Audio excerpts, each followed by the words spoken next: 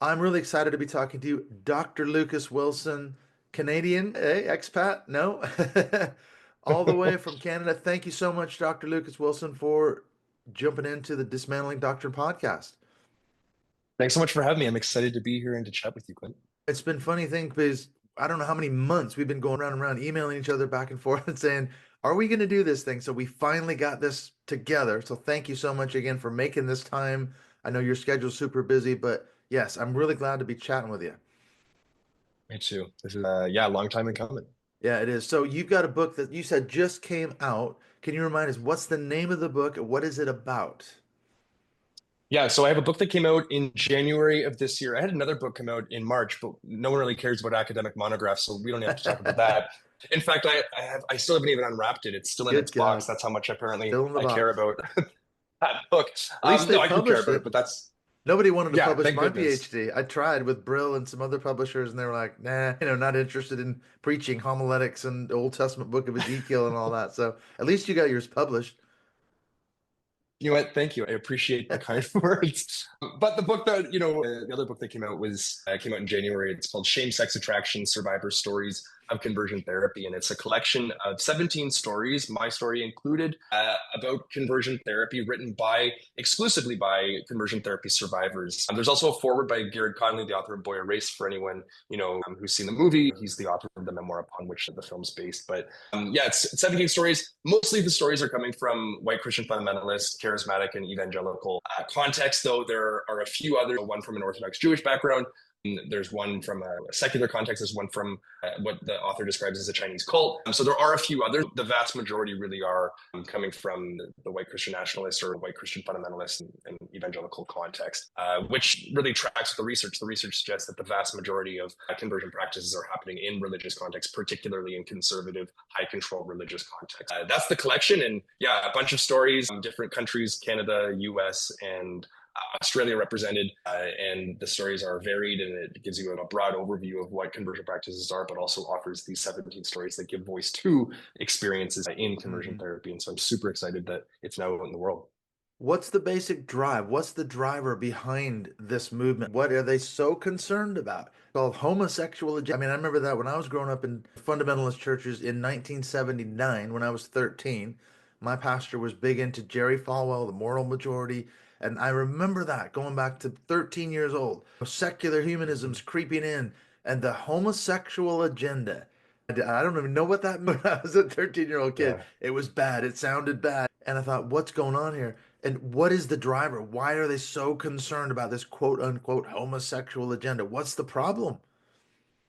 Yeah, I'm still trying to figure out what the homosexual agenda is. I think it's just to live peacefully and have the right to exist, but it's a crazy idea letting queers Mhm. just be. So, yeah, and it's funny too, even bringing up Jerry Falwell and the moral majority, right? Like I went to Liberty University, Jerry Falwell's Oh boy. school that he founded, and that's where my conversion therapy experience happened for 4 years. But if we go back to the moral majority, which of course, like you said, starts in 1979, but even before that, we have Anita Bryant, that Mm, gem of a human who again really loved the queers. I yeah. think that when we're talking about queerness as an issue, it has, of course, a history.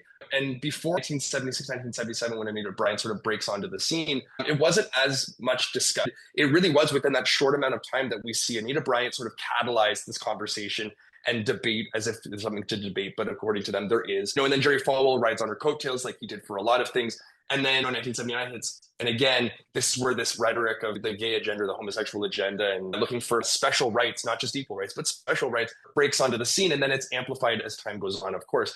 And we have other people who are in the conversation as well, Pat Robertson, and different organizations like Family Research Council, Focus on the Family, these different sorts of organizations. But with asking what is so scary about homosexuality, what is so scary about sex, really, I think is maybe even the broader question, right? Why are these folks so scared about anything that relates to gender or sexuality? I think it's a fair question. And I don't think that they necessarily know themselves. I think in part, it was initially, if we think about this historically, it was a money grab for fundraising campaigns, right? We see how well these folks did when they campaigned and said, we need your money. Why? Because the queers are out there and they're doing these nasty things and Yeah. they don't reproduce, but they recruit. Show a line from Anita Bryant, which is kind of amazing marketing tactic, that sly woman, but obviously has horrible implications for queers across the globe, particularly though at the time in the US. And so I think in part there is this economic aspect that it very much brings in money and has brought in money over time. I think also that evangelicals, they operate on a binary, right? That male, female,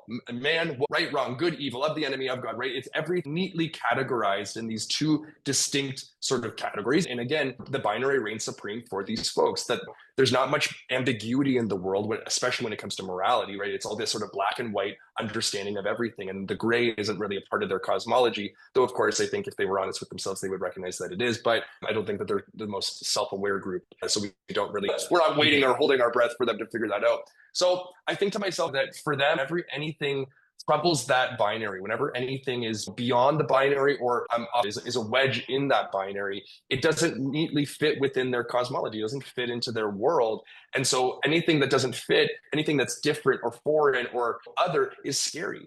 And I think for them, again, they want this neat, ordered, tidy world where everything has its place and everything, is answer. They have an answer for everything. And I don't think that this, again, really fits within that system. So I think that when it comes to sexuality, if you're queer in some sense, if you're gay, lesbian, bi, whatever, that doesn't fit neatly. If we're talking about gender, if you're trans or non-binary or genderqueer, whatever, however you identify, that again doesn't fit neatly. But I think it goes beyond sexuality and gender. We can talk about race, we can talk about class, we can talk about a number of other things. But I think that within this system, anything that is foreign is scary and that's why oftentimes these folks don't know queers. And if they did, I think it would be a lot less scary.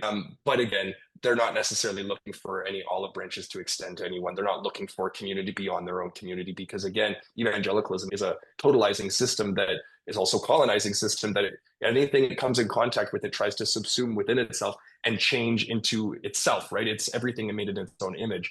And so I think that it would be nice if they would explore otherness in an open and curious way. But I think that they're allergic to difference. They're allergic to diversity, equity, and inclusion, all these things that are bad words, of course, now, particularly within the Trump administration and beyond. But a lot of these ideas and a lot of these fears are coming from and generated by the religious right, and they had been for years. And again, there's a history there.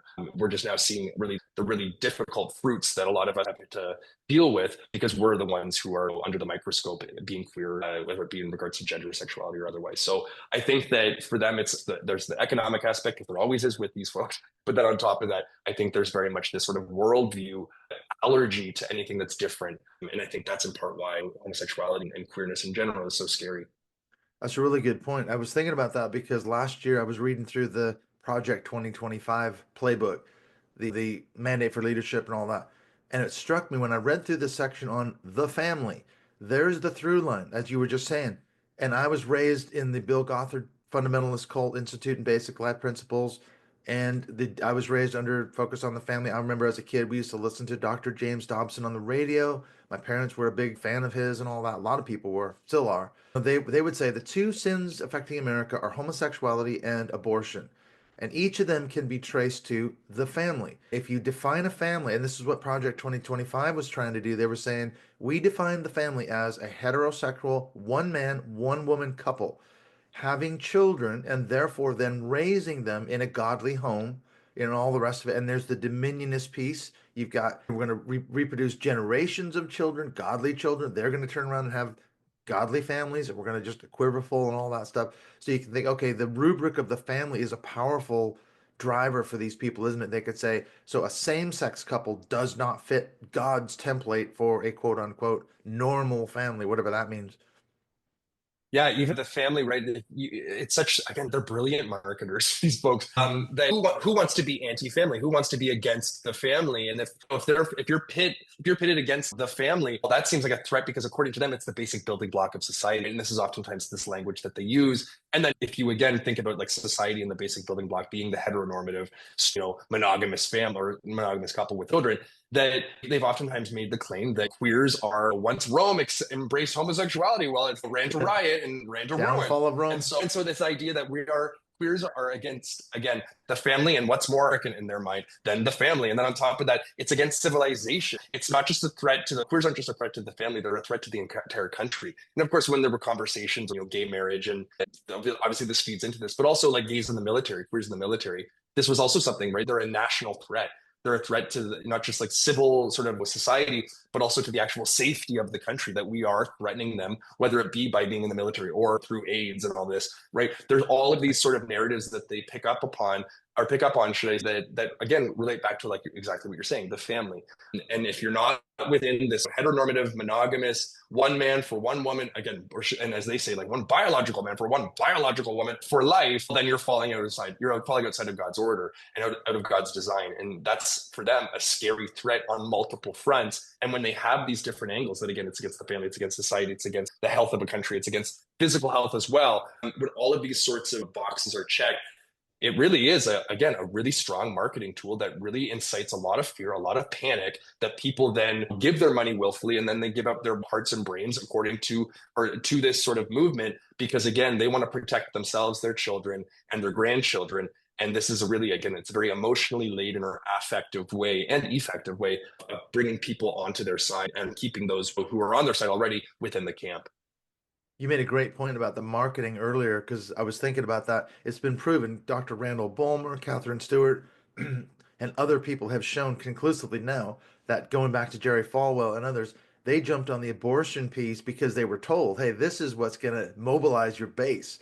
They were originally upset about segregation. That was what it was really Yeah. all about. That's the true origins of the Christian right. Randall Bulmer shown that the true origins of the Christian right are actually they were angry about segregation, schools like Bob Jones University. Jerry Falwell was a segregationist. He doesn't want that publicized, but it's true. He was a segregationist. They were upset about the government removing their tax exempt status from places like Bob Yeah. Jones. But they were, we can't mobilize people on that ground. Hey, support a racist Christian. And then it was like they came along and said, no, listen, abortion, that's your ticket. Get people angry about that and homosexuality, the homosexual agenda, and we're going to Mm-hmm. get so many people fired up and angry, and they're mobilized by fear and anger and everything else. And that's basically the Trump base as I see it. The guys that Jerry Falwell was mobilizing back in 79 and all that, they've become that's Trump's base, isn't it?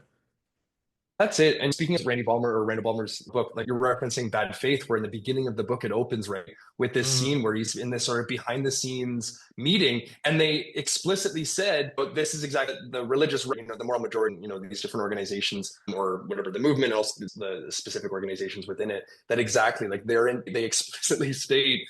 Out loud, the thing you're not supposed to say out loud, yeah, that exactly was segregation, was the integration of schools that really catalyzed this movement. And it wasn't abortion, because you can look at Stewart's work or Kristen Dumais' work, where they talk about how in this earlier 70s and especially in the 60s, a lot of these organizations like Christianity Today and other evangelical organizations were pro-abortion.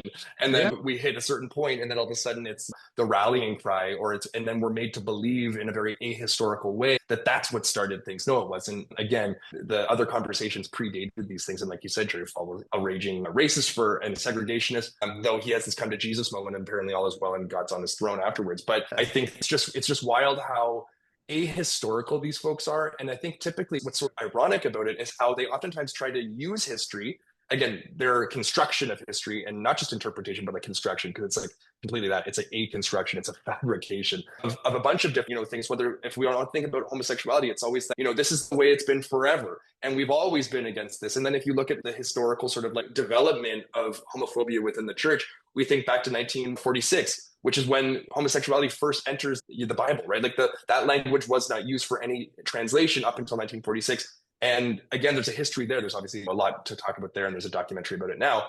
But all this to say is that they make it seem like this has always been the case. And it's not. Again, like not to say that Christians have been like super open and cool for like queers all throughout all time in history. They haven't. Not so But it much. wasn't the way that it's been. No, it's not been the No. way that it's framed. And then again, this idea of abortion, that we've always been against abortion. Like we have like very clear historical documentation, not just coming from like historians, but like from these organizations. You go into their archives, you can find documentation of them changing their narrative. Again, they were one thing and now they're not. But it's just wild that this is the group that oftentimes tries to claim that they are on the history's on their side, and that if we look back through time immemorial, that we've always these things are unchanging because God's unchanging. But apparently, God changes a lot. If we look at a number of different topics, whether it be slavery, whether it be homosexuality, whether it be abortion, and the list goes on, it's just, again, the irony is there. And it would be funny if it weren't for the fact that these people wreak so much havoc on so many communities through their ahistorical constructions, or should I say, constructions of history.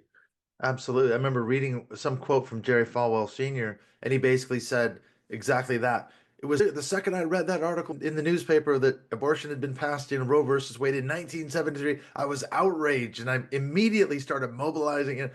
BS. No, absolutely not. He did. It was years later before he ever said anything about abortion. And it was only because Paul Weyrich came to him and said, hey, that whole segregation thing, that's a non-starter, man.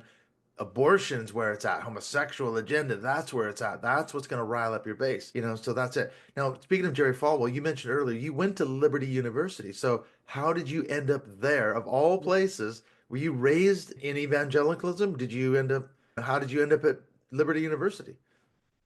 Yeah, regretfully, I ended up there. Maybe that's the way I can say it. Or regrettably, I don't know, whatever. So I was not raised in the church. I actually came from, I think the best way to put it is that my mom was haunted by her Baptist demons. My dad, sort of this hippity dippity musician, record store owner, eventually became a social worker, but had a music studio in our basement, wrote a book on Bob Dylan, like Jag. He was a cool guy.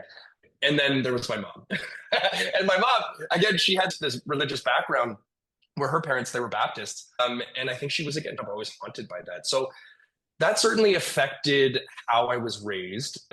But it does not mean in any way that we were a Christian family, because we weren't. Like, we went to church. For me, I'm the youngest of 5 kids. And we went to church up until I was about in grade 2 or 3.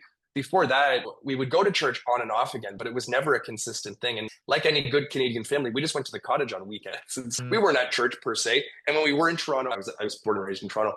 When we were there, again, it just depended on the weekend. Sometimes we'd go, sometimes we wouldn't. But ultimately, my siblings had much more of a religious upbringing than I did. But again, even to call it a religious upbringing, it wasn't really like, again, my mom taught me how to say my prayers and how to say grace, and kind of it. Like, we'd go to church, we'd come home and we'd shut the hell up about Jesus, and we just didn't talk about it. Like, it wasn't something that we chatted about. And my dad certainly didn't care. If anything, he was like, I really don't want to talk about this, because he knew that if he said anything quote unquote wrong, my mom would be pissed. Really, it was just not a Christian family. And I'm very thankful for that, because it always gave me one foot in, one foot out. And I think it made it a lot easier for me eventually to leave the church when I did. But, and during my childhood, again, it was sort of in and out relationship with the church. But then it was in the summer before grade 9, just before high school, my brother got really into the creation versus evolution debate. And he was like, Luke, you got to watch these like DVDs. And I was like, what the hell? Okay, what are these DVDs? And it was all these debates with this guy named Kent Hovind. He's technically a doctor, but he got his degree from a degree mill. And his name's he calls himself Dr. Dino, and he has no training in anything scientific at all. But this guy, he actually eventually went to jail because he said that it was God's money, the money that he owed to the government. But the government seemed to disagree, and so they imprisoned him. But putting that aside, so I started watching these DVDs with him, and he was like, at the time I thought it was cool. Pardon me, at the time I thought it was really cool. And when I was watching these DVDs, I started looking on different websites and then doing a little bit of quote unquote search, if we can call it that, or be so generous with the term. And I started going all these Dr. Ken Ham Recreation Science Museum, or You whatever knew it's his called. name had to come into it at some point. Yeah, our good friend Answers Ken. in Genesis, and so Noah's Ark. that's the one.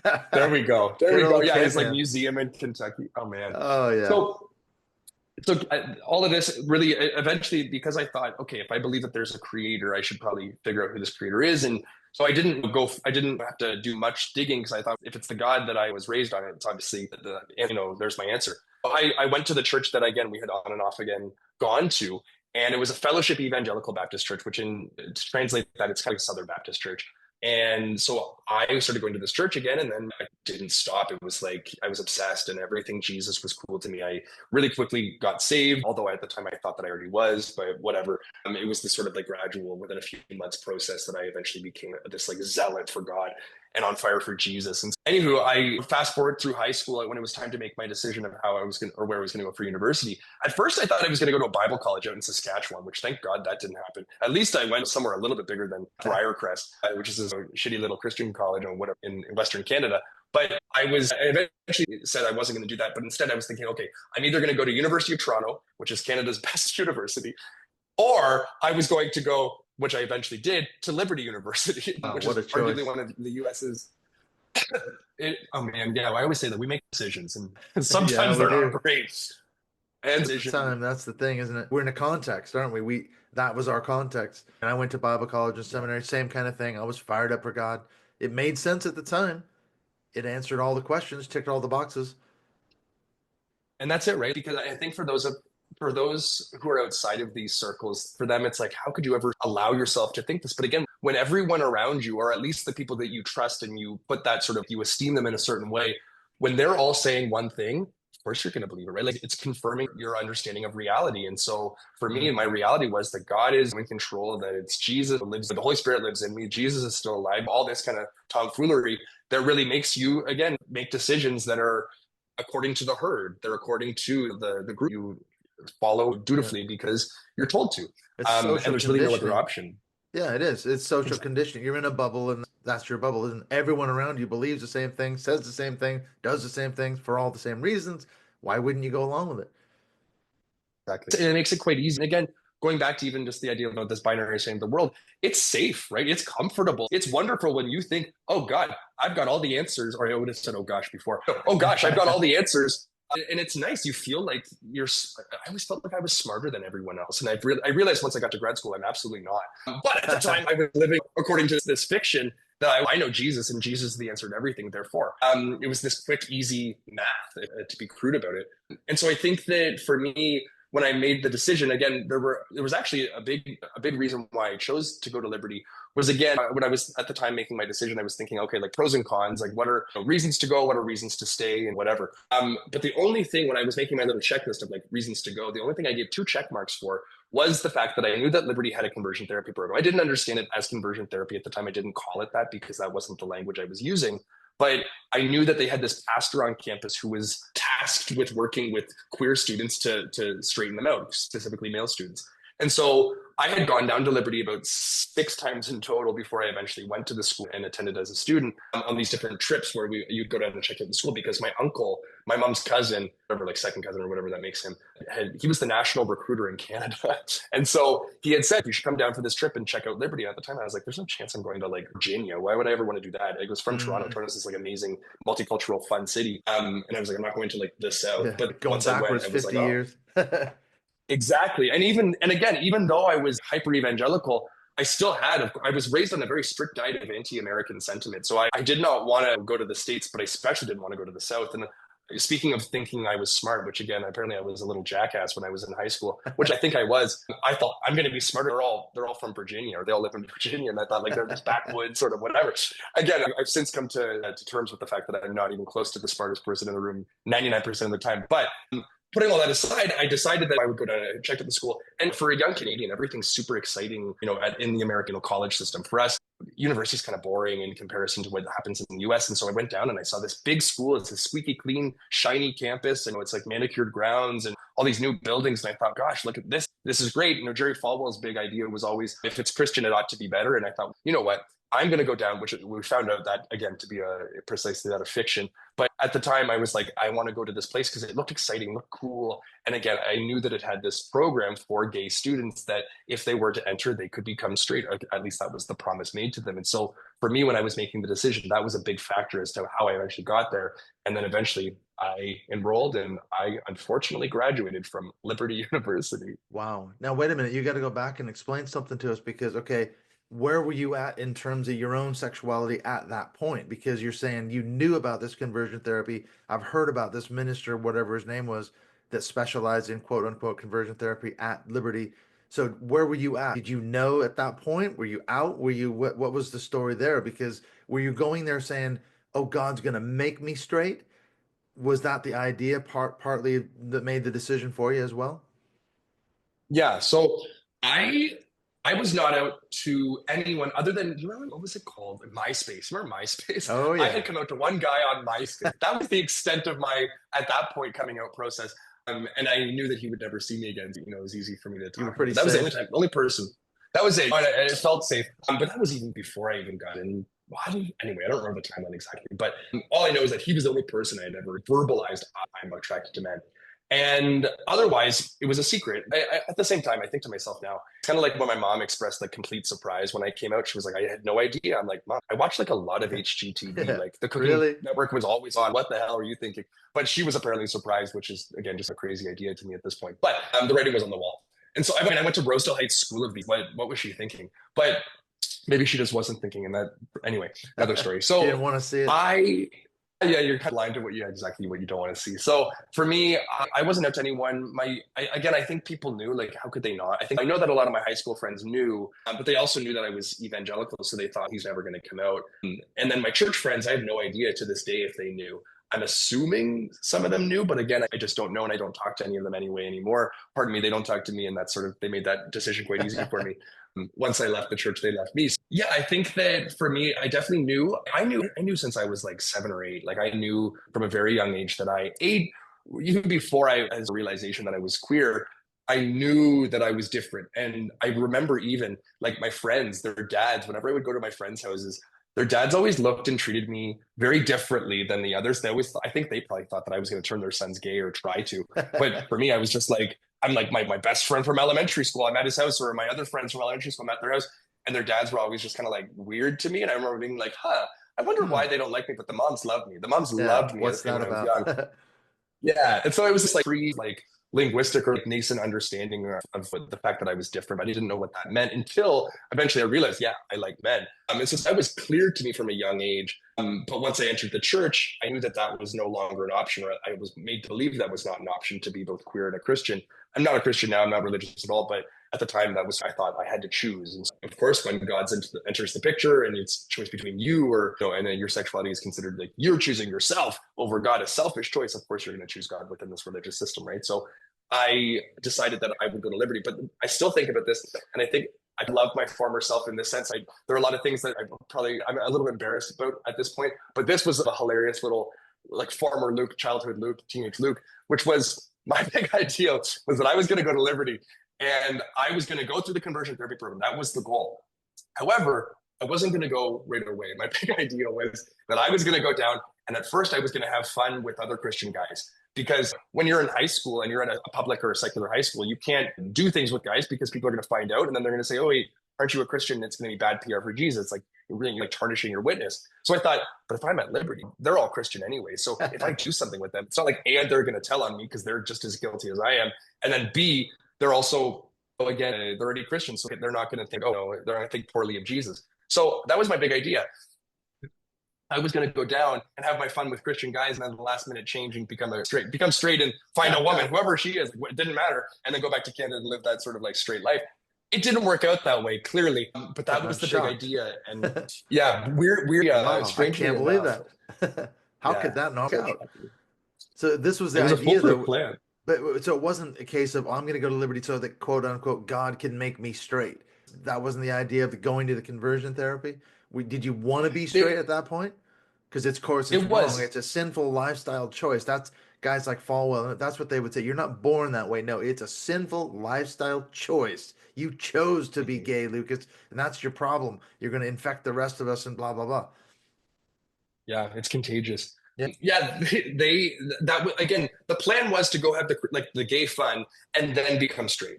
So it was again, I was trying to have my cake and eat it too. Yeah, have fun and then settle down with the old ball and chain kind of thing. But initially, the big idea was to be again have fun and then enter into this role that I was expected to perform, which is great husband, father, whatever.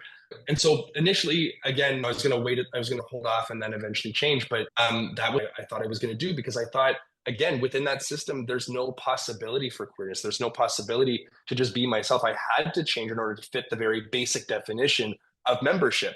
And if I didn't, then I couldn't be a part of this system. Again, I thought that I had a few like gap years of fun and then really take everything seriously and settle down. Again, it clearly didn't work, but that was the goal. And the idea of choice and the idea of agency, and this is something I think about, I've been thinking about more and more just because I've been writing about the topic more and more, is what does it mean to choose to do this? What does it mean to attempt to erase a very constitutive part of who and what you are? Can you consent to abuse? Can you consent to these imaging practices? And yes, at the end of the day, I'm the one who said I want this, but Instead of saying I wanted, I oftentimes say now that I was made to believe that I wanted this. Again, I don't think that that's really a choice at this point. I think that's something that's a little bit more complicated. Bare minimum, again, not to absolve myself and say I had no part in this. It was all their fault. Obviously, I was a part of this. I think for me at this point, I definitely chose, but there is that sort of like complicated element to it. What actually happened when you got into the conversion therapy? How did it work?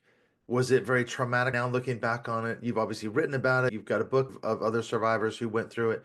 What did it actually look like? Take us through the actual process. Yeah. Can I pause just for 1 second? But my cat's Yeah. about to step off the balcony and I need to grab it. He's a naughty guy. Ziggy, hey, come here, baby. Let's go. Good boy. Okay. So what did it look like and did it like how did it well first of all it didn't work, Clint. Apparently not. Or clearly not, should I say. No. I Again, I'm yeah, shocked. there was it's so strange.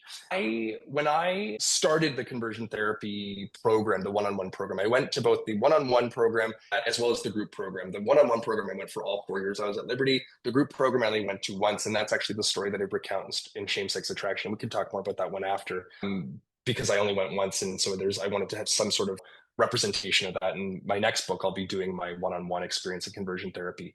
When I first went to the group or the individual program at Liberty, I before I even got into the room with this pastor, I decided that I wanted to make sure that I wasn't going to get in trouble if in fact I came to him and talked to him. I thought, what happens if I go and talk to him and he tells the university or tells my mom or whatever?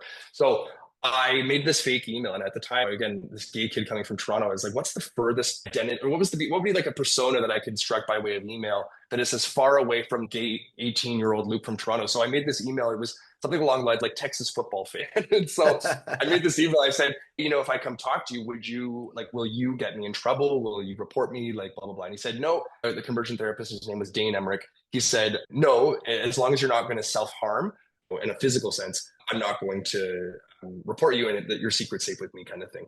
So I was like, okay. So I went and I started meeting with him. And what actually catalyzed the whole situation was the fact that I had on every dorm at Liberty, there were two RAs, two spiritual life directors, and then a bunch of prayer leaders, and then the rest of us plebeians who were enough to be on leadership. And so one of my spiritual life directors actually made a move on me, and then we had this weird encounter.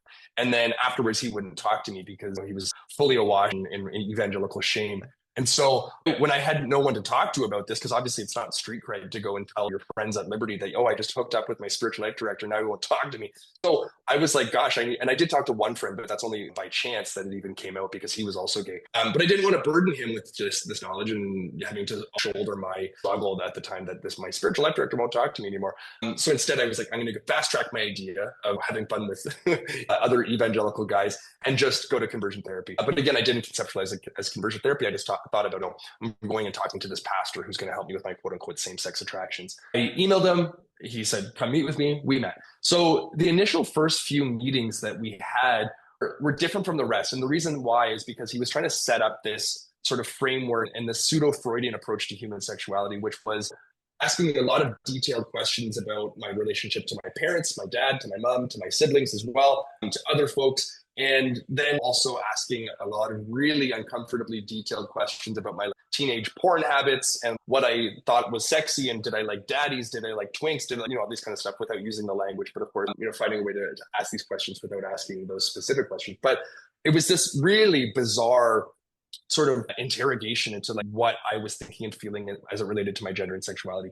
And so those first few meetings really framed the rest of my time in conversion therapy because for him, the narrative fit in the sense that within these sort of spaces or circles, it's believed that either the mother is overbearing or the father is absentee and emotionally distant, or maybe both.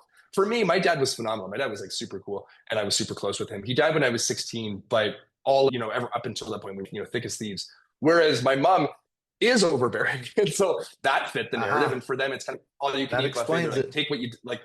That's it. They take what they want and they leave what they don't. And so it was like, oh, that must be it, your mother. So we really focused on Cheryl. My mom's name is Cheryl, the wild woman that she is. And so that's the base of our meetings. And so after the first few meetings, we had a routine for every week. And the routine was that we would read this book that he gave me. And my book, he had different books over the years, but the book he gave me was Alan Mettinger's Growth into Manhood, Resuming the Journey. A lot of really strong implications in the title alone, let alone the text itself. But that was the conversion therapy manual I read for my time at Liberty. So we would talk about that. We would also pray. And whenever we prayed, it was always him praying for me, never me praying for myself, which I think is quite indicative that he was the sort of intermediary between God and me not allowing myself, which of course within Protestant traditions is kind of allowed, but he apparently had more control over my connection to God in that sense. We read scripture together. Obviously, we read the clobber passages. We read other scripture verses as well and whatnot. But we also would take a weekly inventory of my slip-ups and my victories. My slip-ups were times that I gave into temptation. And my victories were the moment I resisted temptation. So instead of looking at porn, I went for a run or whatever it might have been.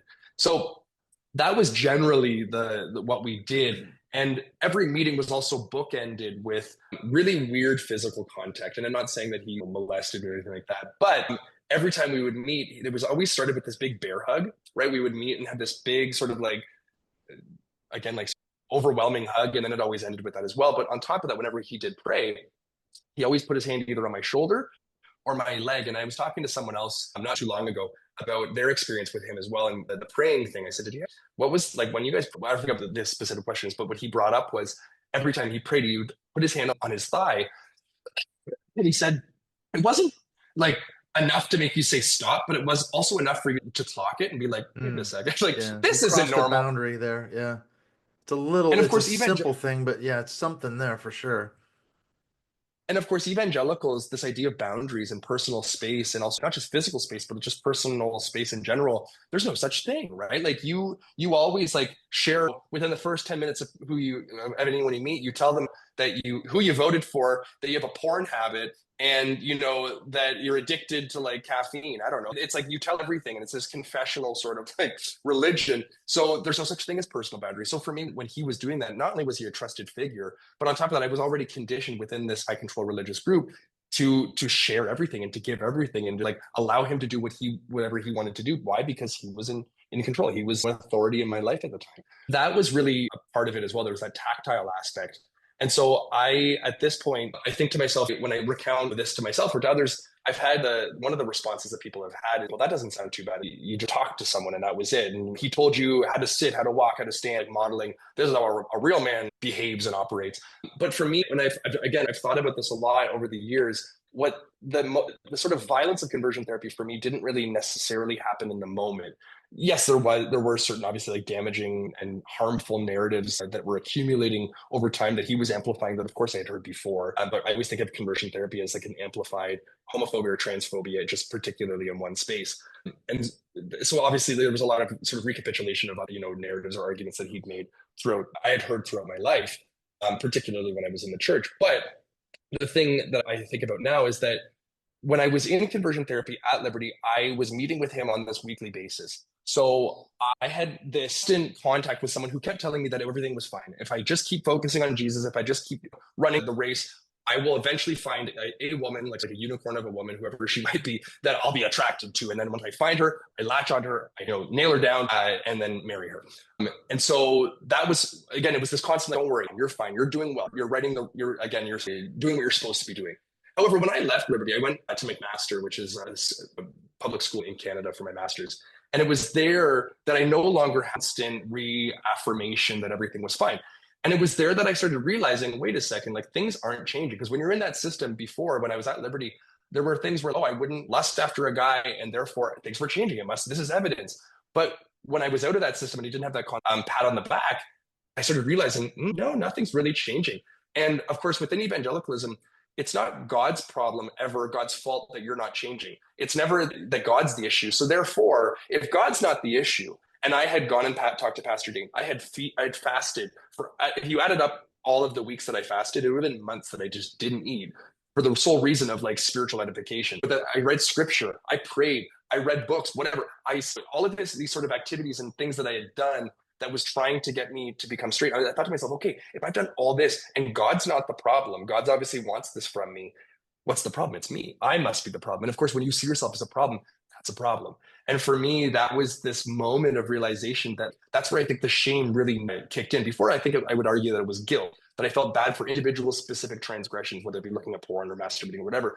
But when I eventually realized it wasn't just the thing that I had done that was bad, but it was me that was bad, or at least I was made to believe that I was bad.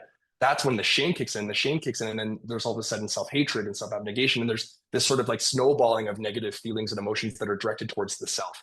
And that for me is really where a lot of the violence of conversion therapy was after the fact, that I had accumulated all these messages, and when that my lived reality was not aligning with what I was told would happen, all of a sudden it again, I think that's really where things fell apart. And eventually, like, I did deconstruct because of things falling apart, so in some ways it was a blessing in disguise. However, that took years of work, whether it be therapy or just like reflection and thought, whatever, and thinking through and feeling through what I had been through, that was necessary in order to come to terms with what happened. And I think about that phrase, like coming to terms. I came to terms, I came to language, and I was able to put into language what happened. And that's when the healing process for me really began. But all of this to say is that conversion therapy, it happened. There was certainly like negative things that occurred in that space. But for me, a lot of the damage was really done afterwards, or at least I felt the damage done afterwards when I was in the world by myself without my conversion therapist. Yeah, once you saw the other side or experienced the other side. Well, anytime you're suppressing your authentic self, that's never a good thing. Because I talk about this in my experiences of evangelicalism, Dr. Robert J. Lifton's concept of doubling. I've said this many times. It's this two selves living on like parallel tracks. One is your authentic self, the other is your religious self. And it's the mask. You wear the mask to fit in and be accepted and everything else. But you're actually doing damage to your authentic self the longer you carry on that doubling. You're suppressing your true self. And I wonder, is that the actual narrative? Because I remember hearing this when I was in evangelicalism. Okay, we can explain this same-sex attraction, as you say, overbearing mother or abusive father. A lot of it's like sexual abuse. You were abused sexually, so that's why you went gay and all that. But it's not such a bad thing to be attracted to another person of the same gender. It's just you can't act on it. We have to suppress that, and with God's help, you won't act out, quote unquote, on that impulse, and therefore eventually you become straight when you meet the person of the opposite gender, whether it's a man or a woman. Is that kind of the basic narrative, the sort of theology that sort of goes along with it? 100%. Yeah. There are multiple ways that homosexuality is conceived or understood within evangelicalism or the new Christian. Like, it's understood as a gender deficit. So oftentimes they'll say, like, you were a young boy and you were hanging out with the girls, you were playing with dollhouses, you were in your sister's dresses, all of which was true for me. And therefore, once you hit puberty, you were at that point, up until that point, you've been living in the world of femininity. So at puberty, you go for what's opposite of you. Again, going back to this binary understanding of the world. And you went for what was opposite. And for me, what would have been opposite was boys and then eventually men. And so it's this idea of gender deficit, the gender deficit really being the underlying factor for why a lot of kids are queer. It's also, homosexuality is understood as an addiction, right? It's framed in, again, Anita Bryant talked about it, Jerry Falwell talked about it, and a number of folks since have talked about it as an addiction. It's understood as a social threat, right? It's understood as a contagious sort of like condition. It's never understood as just an integral part of who someone is. It's always understood as something separate or something that people encounter, and then like an addiction, like some people are predisposed. But Jerry Falwell had very different. Anyway, Jerry Falwell has a lot of ideas, and none of which surprisingly are accurate, but neither here nor there. But there's all these different ways that it's conceptualized, and so they work in tandem. Oftentimes, it's not one or the other; it's all these different things. It's this idea, and I'm fascinated by this idea of healing and this idea of performance, because so much of conversion therapy, the way to fix all of these quote unquote issues, or the way to fix homosexuality or gender deviance or whatever they might name it, the way to fix it is performance. It is a legitimate performance of gender and a performance of sexuality. And they say essentially fake it till you make it. So they'll say it's not a matter like of what you do that'll make you straight. It's just a matter of what you do that'll make you straight. And you're like, wait a second, did I hear you correctly? Yeah, and it's really where it's saying that at a certain point, you're acting like a real man. And of course, within the definition of a real man is a heterosexual man. So they'll say at first you're going to be acting like a man, but over time, you're not just going to act like a man. You're eventually going to become a real man. And that sort of habituated persona that you've been performing will not just be a persona, it'll actually become who you are if you do it over time and long enough and with enough focus and dedication to Jesus. And so that for me, this idea of performance I've thought about it in this sort of like dramaturgic, sort of like theatrical way, that it's so much of evangelicalism. This is not just within conversion therapy. And like you said, like they expect you to have the sort of the public face and then also who you are behind the scenes. And even that behind the scenes, right? We use all this language that I think is really coming from the theater because so much of it maps onto our experience, right? Like that we're told we can't just be ourselves. We have to constantly weigh and measure and consider every little thing we do. And of course, the emotional labor and the psychological labor that you sort of exert to do all this is like unbelievably tiring, right? Like I think so many of us, when we left the church, we felt like we could like breathe again because we didn't have to constantly perform. We didn't have to constantly be something that we weren't because apparently who we were behind closed doors was bad. And so I think that although we talk about conversion therapy, I think to your point that within this broader religious system, this is it's not just it's not encouraged to act, it's required to act, because if you don't, well, you're going to get the boot. You're not going to be a part of the community because you don't again align in every way the way that you're supposed to align. And if you don't align, well, you're goodbye. And I think that Mm. this is endemic to this entire religious movement and community or communities.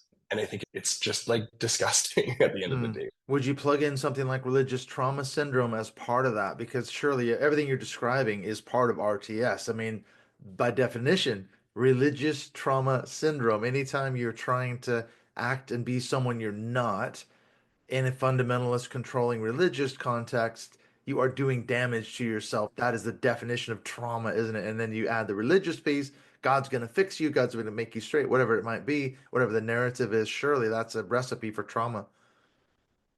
You know what? It's funny that you bring up trauma because most of my research in the past was in trauma studies. And it was really by way of literature, actually, that I did this. And so, not necessarily from a strict psychological or emotional or therapeutic context, though, of course, we brought in those voices and those authors. But for me, when I think about trauma, I oftentimes think about trauma as the moment that your brain or your mind, should I say, was really trying to protect itself, right? That something exceeded the limits of your capacity to really take in what's going on in your brain, or pardon me, your mind is really doing its best to protect you. It doesn't want you to, to be overwhelmed or overtaken by whatever's happening. But sometimes there are these moments or experiences or events that really exceed our mind's capacity to register what happened in a linguistic or even in like an imagistic way. And so it's wild when I talk to people about their experiences or when they write about their experiences in the collections that I'm putting together or have put together or just in conversations where they say it's really foggy at this moment. This happened and then I don't remember the rest. And that's again, that's a trauma response, right? It's your mind saying, this is too much, this is too much, I'm going to protect you. And again, sometimes these moments come back to us years later because all of a sudden that moment sort of like imprinted into our psyche and we're finally able to, oh, that's what happened. And I've had those moments. But again, I think that for a lot of people, it's that their minds are just trying to protect themselves in those moments. And that's what we're talking about when we're talking about trauma. It's these limited experiences that exceed our ability just to register what the hell happened. And so many people I've talked to, so many people whose work I've encountered, they bring up these things. And again, they'll say, oh, it's foggy or it's hazy. And we use different language to describe trauma without saying, oh, this was traumatic. Some people say it's traumatic and they're sort of upfront and direct. But I think a lot of people will say, even recently, someone was saying, this happened in the classroom, but after that, I don't remember the rest of the classroom experience, even though I remember everything up until that point super clearly. There was this moment that everything else just became foggy or blurry. And I think that is, again, it's 100% what we're talking about when we're talking about trauma. These experiences align with and are definitional examples of traumatic religious trauma and moments that fuck us up, to put it academically. It really does, yeah. I know we're running out of time, but I do have one other question. I know you've done a lot of research and work and writing on the Holocaust. That was your background initially, wasn't it, in academics and everything? Do you find there's an overlap between these two subjects? I mean, obviously, you talk about trauma. I mean, we talked before we hit record. I was into Holocaust literature. I really got into it years ago, and I remember reading Night by Elie Wiesel. And one of the things that struck me, I still remember this, was the center of the book when he talks about the minute he lost his faith in God. And he's standing in the middle of Mhm. Auschwitz looking up at this chimney, the gas chambers, crematorium, and he says, there is no way there's a God. If this is true, and this is what's happening to me right now, basically, I've lost my faith in that exact minute, that moment.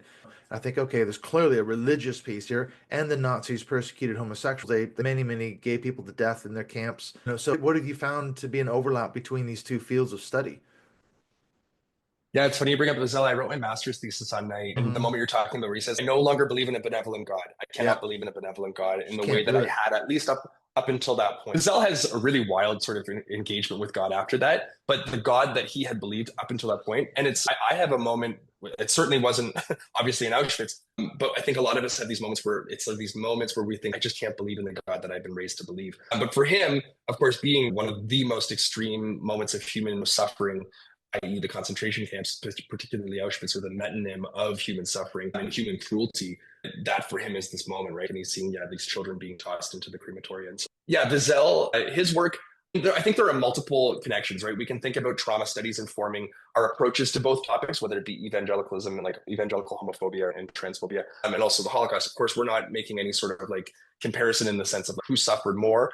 That's a zero-sum game, not a game that I think a lot of academics are intend to make or play, should I say, because it's just zero-sum, it's fruitless. But the approaches to these topics, certainly there are a number of connections, right? We're talking about human exclusion. We're talking about human marginalization. We're talking about ways of othering people and the tactics that undergird these different forms of hatred, right? I think of like the anatomy of hatred in general. What causes us to eventually hate an entire group? What are the steps or the mechanisms by which people train others? And it is a sophisticated system to remove people from our sphere of moral responsibility. Right? There's obviously like a language part to it. It always starts with words, right? That we say, oh, that group, they're cockroaches. Oh, that group, they're vermin. Oh, that group, they're whatever, right? They're animals. They're rats. That's They're what Trump animals. said. Immigrants are animals and they're vermin taking over the country. That's exactly the language that Hitler and the Nazis used in the 1930s. Propaganda films of rats scurrying through the streets of Berlin and all the rest of it. Those are the Jews coming in. The same language is being used now, isn't it? Yep, exactly. And we start with language.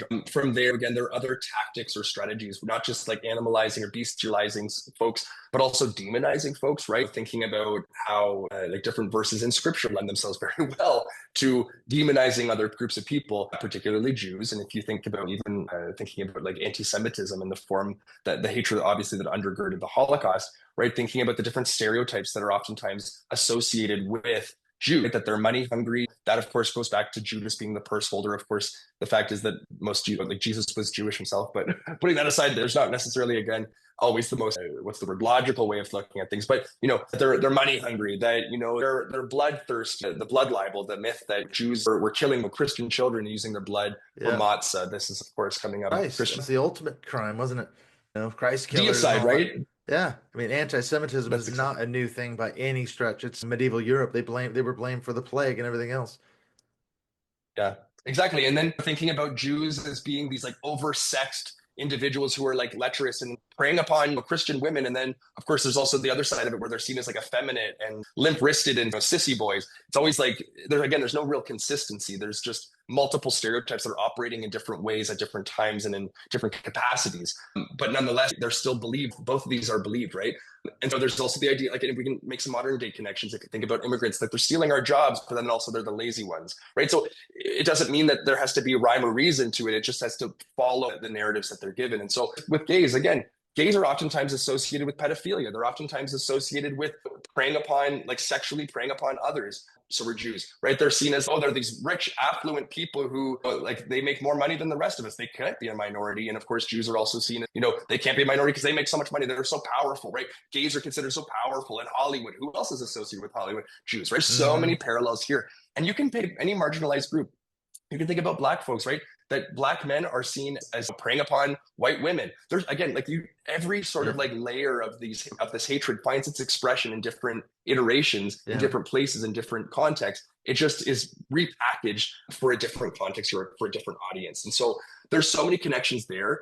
There's so many methodological sort of approaches or theoretical approaches that, for me, like I do work oftentimes by way of oral history as well as literature, and then also archival documentation. And so how I approach both these topics is quite similar in that sense as well. I think that there are so many connections that we can draw. And of course, when we think about the 80s with even like the ACT UP sort of movement, they were drawing upon a lot of Holocaust imagery, like the pink triangle, right, is invoked. And so there's the connection between the Holocaust and queerness in the US specifically, and then eventually sort of a global symbol. But there are so many connections that we can make and so many things similarities that we see between these two groups. Again, they're wildly different, but there's also a lot of similarities in how they're perceived, and also how people approach these topics academically afterwards. And so I'm fascinated by both these topics. And I think, again, there's a lot of really like fascinating connections between the two. They might not be necessarily easily recognizable from the outset, but I think once you, again, spend time in these with these groups and also thinking about the conversations these folks are having, you see a lot of the connections. Absolutely. And my concern is watching Trump's rise to power the second time. I'm not the only one who said it, obviously, but it has too many eerie parallels between that and Hitler's rise to power. The rhetoric, the language, the way that the political cult of personality, and all these things, and like I say, the othering of certain people. They're not going to stop with turning back Roe versus Wade. Their next item on the agenda is anti-LGBTQ rights, trans rights, and that was one of the tickets Trump ran on one of his planks in his platform. There's only two genders, and male and female. Here in the UK, we just had a ruling. We talked about this before, and we're saying there's only two genders, male and female. And we're trying to roll back the clock and go back to a time when it was called Golden Age. And there just weren't queer people, because they just didn't exist. There were only men and Yeah. women and traditional families with white picket fence and 2.5 kids and all the rest of it. And that's the slippery slope, I think, toward fascism, isn't it? Hitler didn't just come to power in 5 minutes. It took years of conditioning the German people, accepting this narrative, and eventually it paid off, didn't it? And when I think about Trump and Hitler too, like a connection between the two is that neither were religious themselves, Mhm. but religion laid the seedbed for both of them. And I think about with Hitler, 2,000 years of Christian, what was it, 1945 years of Christian anti-Semitism laid the seedbed for the Holocaust. Without the Christian scriptures, without Christian theology thereafter that, again, interpreted these scriptures, the Holocaust would not have happened the way that it happened. And that's full stop. A lot of my early research was actually on that topic specifically. But we think about Trump, right? Trump's not a religious guy. Trump, for a long time, seemed quite open to difference and otherness before he became a political figure. He was okay with the gays up until he joined, the Republican Party. Yeah. And so I think to myself, when we think about the new Christian right, since at least since the 70s, right? I think to myself, obviously there were people before, like Billy Graham predates Jerry Falwell and whatnot, and Jerry Falwell very much tried to again ride his coattails and follow his example. But without the Christian right, without Jerry Falwell, without Pat Robertson, without these absolute nuts, without these folks, Trump would not be in power. I just think about how bombastic and over the top Trump is. Jerry Falwell is the religious prototype that made that possible. That he was like, he would say whatever just to get a soundbite. He would say whatever just to get money. He would say whatever. And that sort of like, what's the word? Just like careless and violent rhetoric. Again, that was not the way that things were done at least again within religious context. Yes, there were crazies, of course there were, but not the way that Jerry Falwell was, because Jerry Falwell had a big platform too, and that's a big difference. That he had the old time gospeler, he had his own radio station, his own TV station, his whatever, like he had his own mega Yeah. church, he had his He's own got a huge university. reach. Yeah.